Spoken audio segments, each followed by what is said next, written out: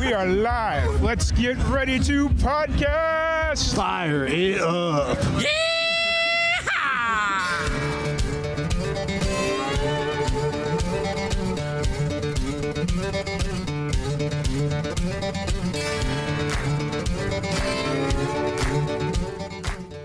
Welcome back to another live and amplified indie fusion podcast. I'm your host, Tom Kwiat, and we are back at it again with another amazing podcast. We are here at the Dripping Springs Songwriter Festival at Hudson's on Mercer, and we got Sophie Seng. How's it going? I'm doing great. How are you? I'm doing pretty good. Nice. It was an interesting drive down. Yeah. I came down from Waco, and it was like... Once I got to like near Austin, the traffic just really picked up, and I was like sitting there trying to figure out why. And I was like, "Oh, because there's a protest tomorrow." So. Oh, a protest, and also F1 this weekend at the racetrack. So there's a bunch of people in town for that. Oh, so fun! Yeah, I didn't even think about F1. I know that's big in Austin now. Yeah, huge. So. Yeah. So how's everything been going with you? Pretty good. I've been pretty busy, so I'm happy to be here and keep the ball rolling. Nice. Now, are you born and raised in Texas? No, I was born in Davis, California, outside of Sacramento, and then I lived in LA for 5.5 years, and I moved here about 4 years ago. Okay, so right after actually probably the pandemic move. Yep, it's a classic. It happens. What prompted the move to Texas? Well, I did a huge road trip around the country with my partner. So we just took like 2 months and lived out of his truck and checked out all the cities we've ever wanted to check out. And Austin was our favorite. So we moved here after that. Was there any consideration to like Nashville and stuff like that? Yeah, we checked out pretty much all the major music cities. And I feel like I just fit in with the Austin scene the best. So, well, and it's one of those things where it's like Nashville, it's growing so much. Yes, yeah. Whereas like Austin, yes, it's growing, but it has room to grow, if that makes sense. Absolutely. I agree. Yeah, it felt a little more accessible in a way. So, and like even if you don't want to live in Austin proper, you've got like Dripping Springs. Exactly. You've got, everywhere outside, so you're still good. So so how's music been treating you? It's been really good. I have my own project. I'm also playing in like 5 bands currently. I play saxophone as well, so that's like my main sideman gig. So I'm pretty busy, which I'm very grateful for. And was that your first instrument? Was my first like main instrument? The first instrument I learned was piano when I was a kid, but when I really like locked into music, I was a saxophone player and I did jazz through high school and college. So that was my main bag. Once you said school, I was like, "Yep, that sounds like a school." Thing. It really is. School initiative right there. So. Yep. Which is interesting because most of the time you'll see people just drop that and pick up the guitar. Yes. Yeah, I only tried guitar like last year. I was like, if I'm a songwriter, I should probably learn this thing. But yeah, I'm still practicing it. Right. And so what kind of bands are you playing in? Is it like jazz bands or it's a whole variety, not very jazz. I'm in like a neo soul-ish band, like a 80s-ish band, a rock band. I was waiting for you to say a ska band. Yes, not yet. I wish, honestly. Ska's so fun. I'm just waiting for that. What movement are they on? Like the 5th or 6th movement of ska, whatever. Yes, I know. I've lost track at this point. That's cool. So growing up in California, how'd you get introduced to music? Was that something that your parents introduced, or was it school? Our neighbors growing up had an old piano that they gave to us, so it was in our garage, and I just started like tinkering around on it when I was like 5 or 6, and then I was begging my parents for piano lessons, so they obliged, and that was where it started. And then I got into like the youth jazz scene in Davis, so that was kind of when I got really into it. Is it a major scene or? Oh no, Davis is like a small college town, so it was a pretty small community, but there was a lot of support for young people playing, especially like pre-1940 jazz. Like earlier jazz is big in Davis and Sacramento, so that's like where I got my start. So that's cool. I don't know. You're throwing out a lot of terms there, and it took me a second to like process what you're saying. I'm like, sorry. Wow. Okay. The jazz dork is coming out. Hey, it happens. It really does. You know, it's one of those things where it makes a lot of sense because, like, I remember, like, I grew up in Chicago, and in South Chicago, jazz band was the thing. Like, you were either in the marching band or you were in jazz band. Yeah. And it was like, that was the thing. Yeah, exactly. So, like, but obviously most kids kind of drop out of the jazz thing, and it's cool that you kind of just... I mean, I guess I kind of did. I got half of a jazz degree in college, and then I stopped. But I took it pretty far, so yeah. For sure. So you're out here in Austin now. How's Austin been treating you? It's been really good. I feel like my music's a little, like... slightly alternative to like your classic like Nashville songwriting, and I feel like that's been received pretty well in Austin. Nice. People are very like open-minded with what music they like out there, and there's a lot of fans, and the music community is really supportive, which I love. Like every time we play on a bill, everyone watches everyone else's sets, which was very foreign to me when I came from LA, which is a little more like cutthroat, really a little more competitive. That is an interesting conversation though, because I have that conversation with musicians all the time, because it's like, do you stay and watch the set? Yeah. Like when I started getting into the independent scene when I was living out in New Mexico, it was no, unless you have to go. Yeah.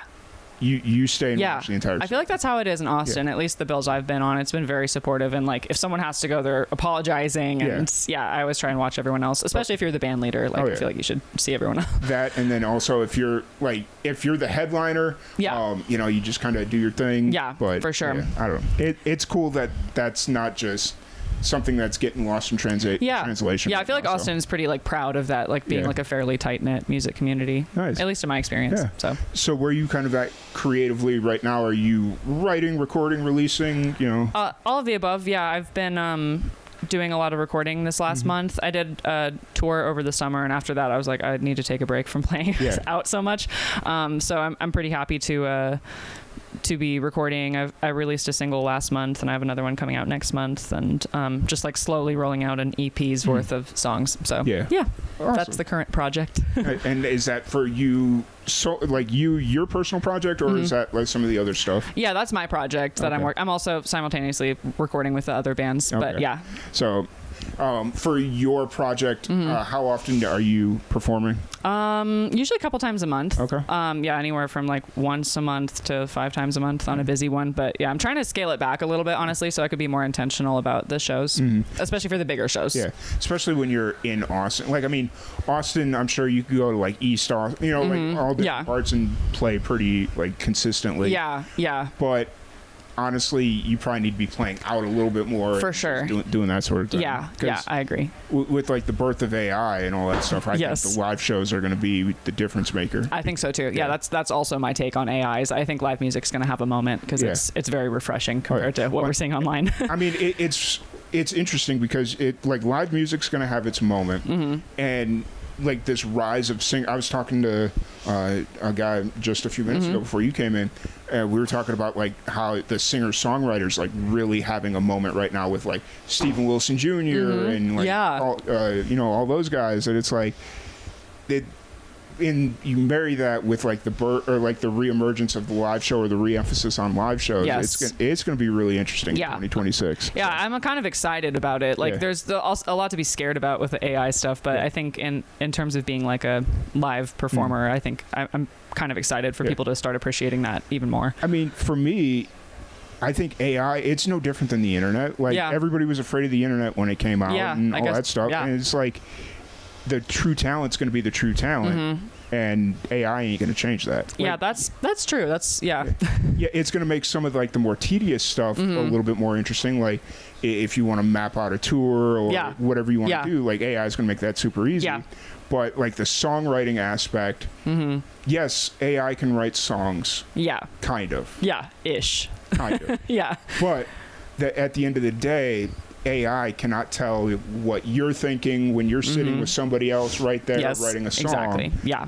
It doesn't have intuition. It's artificial. Yep. So it's interesting. So. Yeah, I agree. So what's kind of the plan moving forward for the rest of the year? Are you got a lot of shows coming up? Or let me think. I have a gig of my own in December, a couple in January, but mostly just trying to finish up my EP. So I'm trying to put that out in March, before South by Southwest. Nice. And so I'm mostly just like in the studio a lot trying to finish up everything on that. I have like 3 more songs to get through. Now, has South by Southwest kind of fallen off a little bit? Yeah. Okay. Officially. Yeah. Okay. I feel like it's given rise to cooler unofficial showcases, just like venues throwing their own events during that week. But I've never been an official South by artist, and at this point I'm like, it used to be a huge bucket list item, but they scaled back their music programming a lot in favor of like tech Oh, yeah. I'm kind of like, I don't know. Because I remember seeing last year, like a couple of friends went and they were taking video like the main day at like 3 or 4 in the like the prime time. Yeah. And there was like nobody there. It's really weird. Yeah, it's gotten. Yeah, I feel like you need to kind of be in the know, like where the stuff's going on, and most of it's not official. Like I've never gotten a badge to go to official South by events because there's so many other cool events going on that week. So I still have a good time for sure. But that's. It's changing. Yeah. Now, is this your first Dripping Springs, or? Yes. Yeah. Have you had a chance to walk around a little bit, or? No. Yeah, I played the VIP party last night. Okay. But yeah, just 5 minutes ago is when I parked and got here. So Sweet. yeah, I'm excited to check it out. I'm definitely gonna have to check out some of the like even right here, because there's gonna be 2 stages going. You got a stage right here. I was seeing that stage out there. Cool. And it's like, okay, I don't have to go very far to at least check out some of the music. So. Yeah, I'm excited. I think I'm playing here tomorrow. Nice. I got to look over the schedule some more. That's fair. Yeah. That's very fair. It's definitely a cool spot, though. I'd never been here. I don't come through Dripping Springs that often. Me neither. So. Yeah, I think this is my first time actually in Dripping Springs. I might have driven through on like a road trip or something, but yeah. I was going to come here a few years ago, so my buddy throws a music festival down in New Braunfels every October. Amazing. It's usually like this weekend, but this year he moved it up a couple of weeks. Oh, nice. And I was like, okay, cool. Yeah. And the first year I went to his festival, I was going to like disappear on Saturday and come up here. Come here, yeah. Because it was only like 40 minutes away or whatever. And then everybody was like, it was... Everybody from the festival I was at was like, "Oh, let's do interviews." Let's do all this stuff. Gotcha. Like, all right. Well, I guess I'm not gonna leave. So yeah. There's a lot of cool little festivals in Texas. I'm excited, like getting to know them. A lot of There's one in Lockhart. The Texas Women's Songwriter Festival this year was there. Yeah, I saw some friends played there recently. It seemed cool. I was down there. I think this was their first year. That was really cool. Yeah, that's awesome. Yeah, I'll definitely check that out next year. It seemed really awesome. Definitely gonna have to for whatever reason this year, I just got a bug up my butt and was like, all right, let's start hitting up all these local festivals. Absolutely. And, like, Lockhart was 2.5 hours. This was 2 hours. Yeah. Where are you at currently? Waco. Gotcha. Yeah. I'm trying to move a little bit further south. I don't want to live in Austin proper. Yeah. But like Bastrop's really cool. Yeah. I love Bastrop. Yeah, Bastrop's really cool. And so if I were to go somewhere, that'd probably be it. Yeah, so. Absolutely. But it is what it is. Yeah, it is what it is. So for you, you're finishing up the mix on you said it was an EP or full length? An EP, yeah. And you said hopefully March or firm March? I'm going to go with firm. I think I can get it all done. It's not like all recorded, so I'm always hesitant to like give an official release date before everything's actually done. But I think I got it. Yeah. So. And I'm assuming you're recording that in Austin? Yeah, all over the place. I did some tracking at like a proper studio. I also have a home studio, so I've been doing some tracking there as well. So, sweet. Yeah. Awesome. And then for people to catch your shows, music, socials, all that stuff, where's the best place to find you? I have Instagram, Sophie Seng, Sophie with PH and then SENG. I also have a website, sophieseng.com. I'm on all streaming platforms under my name, Sophie Seng. So yeah, if you just look it up, it's pretty much anywhere. Sweet. Yeah. Awesome. Well, I appreciate you taking the time to sit down and chat with me. Thanks. Yeah, this is fun. Thank you everybody for tuning in, and we will catch y'all later. Sounds good. Sweet. Awesome.